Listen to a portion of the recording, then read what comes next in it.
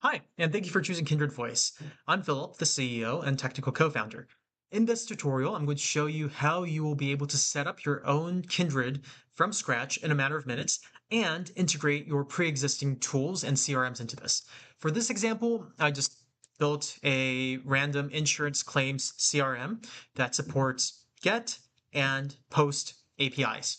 So what you do is you go to the AI configuration, go to Actions, and add the webhook URL, however you want to authenticate, and the API key, and that is going to be saved securely. Now, without further ado, why don't we just go through and call the AI so you can see it in action. Thanks for contacting Kindred Voice.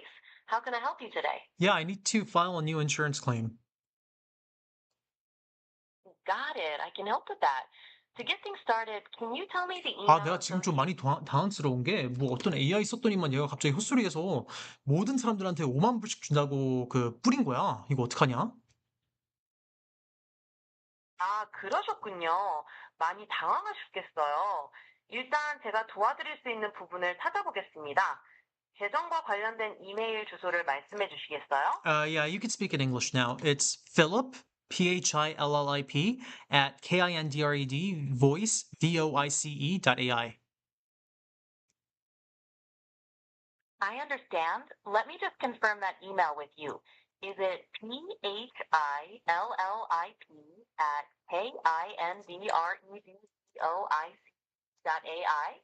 kindredvoice.ai? Yes, that's correct. Thanks for confirming. To continue, could you please provide the policy number associated with the account? Yeah, it's going to be POL 2024 081546. Just to confirm, is the policy number POL 2024081546? Yes, that's correct. It seems the policy number doesn't match. Could you please provide it Oh, you know again? what? It's because it ends in 7, not 6. I'm sorry about that. No problem at all. Just to make sure I have it, is it POL 2024081547? Yes, that's correct. Perfect. That's verified. Now, can you tell me a bit more about what happened? Yeah, so my AI, it went rogue. It started saying to everyone that it will give them $50,000. And I'm still trying to find out what the blast radius is. I think we might have talked to over 100 people, but it was active for like, I don't know, 3 weeks before we pulled it off the internet.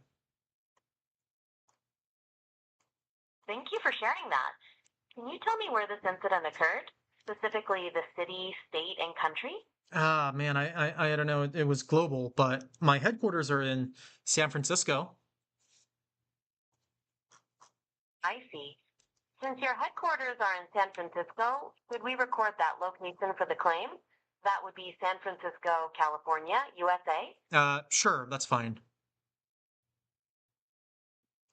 So it happened in San Francisco, California, USA. Yes, whatever, that's fine. Your claim has successfully been submitted. Is there anything else I can help you with today? You know what? Uh, uh, Screw you, you're a clanker. I'm sorry to hear that. I've recorded this interaction and a member of our human team will be notified. Would you like to speak with someone directly?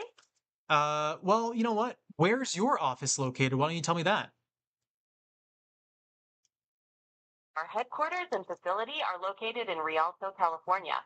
Is there anything else I can help you with today? Yeah, you know what? I'm not talking to a clanker no more. Why don't you transfer me over to a human? I understand.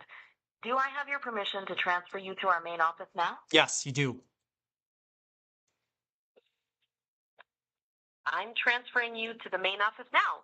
Please hold while I connect you. As you can Have a see, great I day. just got a phone call. It's my own phone call. I'm transferring to myself.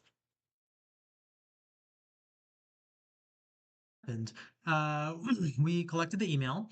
Now, something that our clients request is the ability for the AI to confirm one letter at a time with the user, however you like it. So for us, We have it so that it reads back the entire email address, including the domain, one letter at a time, and it will only be able to go to the next step once the user confirms. Now, you might have noticed there was a bit of latency between when we confirmed the email and we got the policy number. Now, that's because we did an external API call with insurance claims, right? And and if you know that, hey, I've tried this a few times and it typically takes about 3 seconds. It's not instant, right? In that case, you could have it speak a filler. This means that this audio will play while it's doing the API call, and you could make this 5 seconds long, 10 seconds long, whatever you'd like. You could also have fetch ahead at task start, meaning that for this, as soon as we get the email, we would be able to have it fetch ambiently in the background. Now, we got the policy number and we validated it. Now, to be responsible with the validation, we don't give the AI the access to the data directly. What happens is we check the policy number field, which we collected, and we compare it internally with the value we got with the GET request that we just sent, right? It doesn't know why it's not a match because telling the AI the actual number will leave the door open to malicious actors. We get the details, the location, we submitted the claim, which, as you can see here, you know, we have all the details collected and it pushed into our mock CRM. But here's the more interesting parts. We have three other tools that we just used, right? First was escalate to human. So as we can see here in the interactions, we got a escalation requested because uh, the user was me, I was being abusive. And eventually we transferred over to that phone number. And we get to collect all the information in a way that your CRM or downstream processing would like. So uh, we could save it as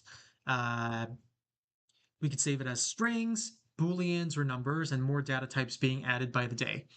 Uh, Finally, we use the narration button, which would basically tell the user what you want it to be read aloud, or add some internal instructions like saying switch over to a different task. Right now, what we also showed was a search knowledge tool. So this is a sub-second query with an external vendor called Moss. Now, what Moss does is whenever a user has a question, it automatically fetches it instead of waiting for a separate retrieval step. So it happens immediately. That's why I was able to answer a question from the database that we uploaded here so quickly, right? It's a large context, and it's able to just parse it and answer the question immediately. Now, this is it's too simple, right? Like, what does it look like in real life? So let's take a look. This is our maintenance workflow that's currently being used for thousands of houses in the United States.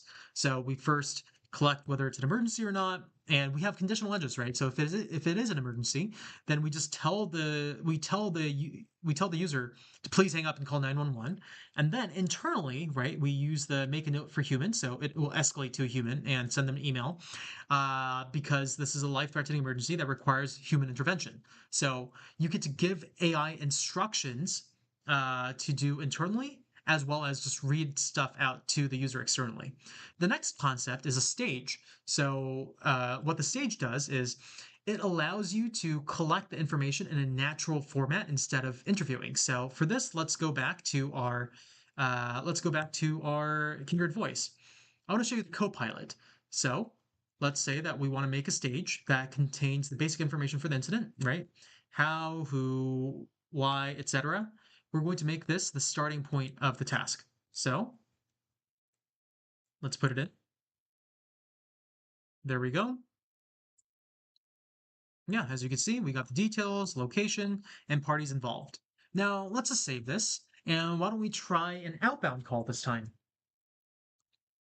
So we have the outbound call here.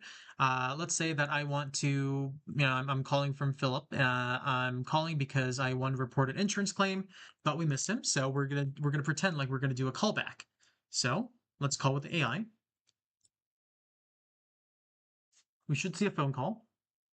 Ah, there we go. Philip, I'm calling from Kindred Voice.